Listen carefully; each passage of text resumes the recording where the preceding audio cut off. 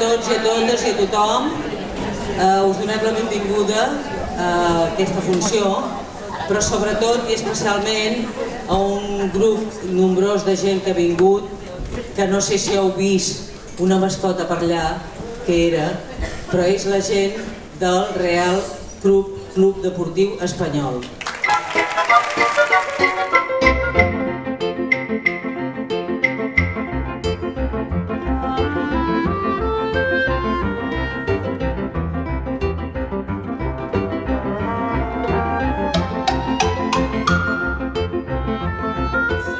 Supercontenta de poder estar aquí aquesta nit tan especial de Maricel. Deia ella, maridatge de futbol i teatre, doncs és ben cert, hi ha molts valors que uneixen aquestes dues disciplines, per dir-ho d'alguna manera. Hi ha quatre, sobretot, que els sonaran molt als aficionats de l'Espanyol: passió, entrega, orgull i sacrifici, tant a la grada com a la gespa. I el teatre també, els actors han de tenir també la passió, l'orgull, el sacrifici, energia i moltes coses també. Amb això ens assemblem.